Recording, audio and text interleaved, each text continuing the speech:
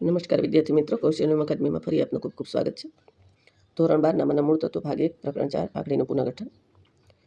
વિદ્યાર્થી મિત્રો, આગળના વિડીયો જોઈ લેજો. ચેનલ પર ન હોય તો ચેનલને સબસ્ક્રાઈબ કરી દેજો.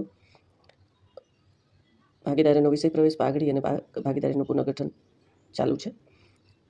આ ચેનલ પર આપણે બ્લુપ્રિન્ટ મુજબ દાખલા જોઈએ છીએ, વિડીયો મૂકીએ છીએ. તો ભાગીદારીના પુનર્ગઠનમાં આગળ A, B અને C ના વિડીયો મુકાઈ ગયા છે, જે HSC બોર્ડ પરીક્ષામાં પૂછાય છે.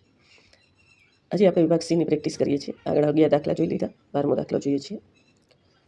તો જે સુરેશ, મહેશ અને અરવિંદ એક ભાગીદારી પેઢીના ભાગીદારો છે, તેમની વચ્ચે નફા નુકસાનની વહેંચણીનું પ્રમાણ 5:2:2 છે. બધા જ ભાગીદારોએ મળી નફા નુકસાન વહેંચણીનું પ્રમાણ 2, 3, 4:4 કર્યું. ભાગીદારોએ કરેલા ત્યાગની ગણતરી કરો. તો વિદ્યાર્થી મિત્રો, અહીંયા આપણે ત્યાગની ગણતરી કરવાની છે. તો ત્યાગનું સૂત્ર આપણને ખબર જ છે, જૂનો ભાગ માઇનસ નવો ભાગ. તો સુરેશ, મહેશ અને અરવિંદનું જૂનું પ્રમાણ છે 5:2:2, નવું પ્રમાણ છે 2:3:4. તો આપણે ત્યાગ શોધીએ. સુરેશનો ત્યાગ 5/9 માઇનસ 2/9. વિદ્યાર્થી મિત્રો, બંનેના છેદ સરખા છે એટલે લસા કરવાની જરૂર નથી. બંનેનો લસા 9 જ નીકળશે. 5માંથી 2 જાય એટલે 3. તો વિદ્યાર્થી મિત્રો, સુરેશનો ત્યાગ આવે છે 3/9. પછી મહેશનો ત્યાગ શોધીએ. 2/9 માઇનસ 3/9. તો વિદ્યાર્થી તો 2માંથી 3 જાય માટે જવાબ માઇનસમાં આવશે, -1/9. વિદ્યાર્થી મિત્રો, આપ જાણો જ છો, ત્યાગના સૂત્ર દ્વારા માઇનસમાં જવાબ આવે તો લાભ કહેવાય. તો મહેશને લાભ થાય છે. પછી છે અરવિંદનો ત્યાગ. તો 2/9 માઇનસ 4/9. 2માંથી 4 જાય તો -2/9. તો અરવિંદને પણ લાભ થાય છે. તો અહીંયા તમે જોઈ શકો છો, સુરેશનો ત્યાગ 3/9 અને મહેશ અને અરવિંદને લાભ થાય છે 2 ને 1 3, 3/9. તો જેટલો લાભ છે તેટલો જ ત્યાગ છે.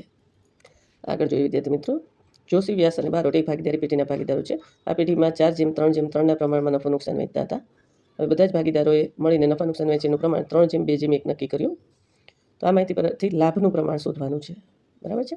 તો જોશી, વ્યાસ અને બારોટનું જૂનું પ્રમાણ 4:3:3 અને નવું પ્રમાણ છે 3:2:1. વિદ્યાર્થી મિત્રો, લાભનું પ્રમાણ શોધવાનું છે, માટે નવો ભાગ માઇનસ જૂનો ભાગ. તો જોશીનો લાભ શોધીએ. જોશીનો નવો ભાગ છે 3/6 માઇનસ નવો ભાગ છે 4 દશાંશ. વિદ્યાર્થી મિત્રો, લસા નીકળશે 30. આપણે આગળના દાખલામાં શીખી ગયા છીએ લસા કેમ કાઢવાનો. બરાબર છે. તો 5 15 અને 3 12. તો જોશીને લાભ થશે 3/30. વ્યાસનો લાભ જોઈએ.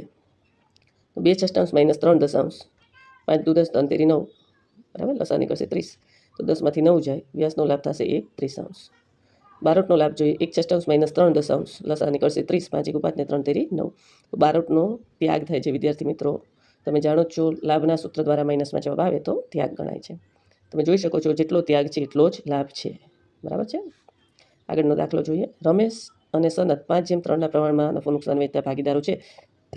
તેમને નરવતને ભાગીદારીમાં દાખલ કરીને નફા નુકસાન વહેંચણીના નફા નુકસાન વહેંચણીનું નવું પ્રમાણ 3:2:1 નક્કી કર્યું. રમેશ અને સનતે કરેલ ત્યાગનું પ્રમાણ શોધો. વિદ્યાર્થી મિત્રો, અહીંયા ત્યાગનું પ્રમાણ શોધવાનું છે. તો જૂનું પ્રમાણ છે 5:3. નરવત તો પછી દાખલ થયો છે એટલે એનું જૂનું પ્રમાણ હોય નહીં. નવું પ્રમાણ છે 3:2:1. વિદ્યાર્થી મિત્રો, ત્યાગનું સૂત્ર છે, આપણને ખબર છે, જૂનો ભાગ માઇનસ નવો ભાગ. તો રમેશનો ત્યાગ શોધીએ. 5/8 માઇનસ 3/6. તો લસા નીકળશે 24. 5 તેરી 15 ને 4 તેરી 12. તો 15માંથી 12 જાય તો 3/24. રમેશનો ત્યાગ થશે 3/24. વિદ્યાર્થી મિત્રો, સનતનો ત્યાગ શોધીએ. તો 3/8 માઇનસ 2/6. લસા નીકળશે 24. 3 તેરી 9 અને 4 દુ 8. તો સનતનો ત્યાગ થશે 1/24. વિદ્યાર્થી મિત્રો, તમે જોઈ શકો છો, પ્રવેશ વખતે નરવતને પ્રવેશ આપવાનો છે. એમાં રમેશ અને સનત બે ત્યાગ કરે છે, જે નરવતનો ભાગ બને. બરાબર છે. તો આ વિડીયોમાં અહીં સુધી રાખીએ છીએ. ચેનલ પર નવા હોય તો ચેનલને સબસ્ક્રાઈબ કરી દેજો, લાઇક કરજો, હાઈપ કરજો અને કોમેન્ટ ખાસ કરજો. વિદ્યાર્થી મિત્રો, કોમેન્ટ ખાસ કરજો તો મને ખ્યાલ આવે. તમારા સૂચન મારી માટે ખૂબ આવકાર્ય છે. તો તમે કોમેન્ટ કરો તો મને ખ્યાલ આવે ક્યાં સુધારો વધારો કરી શકાય એમ છે. આ વિડીયોમાં અહીં સુધી રાખીએ. ફરી પાછા નવા વિડીયોમાં મળીએ છીએ. ત્યાં સુધી રજા આપશો. અસ્તુ.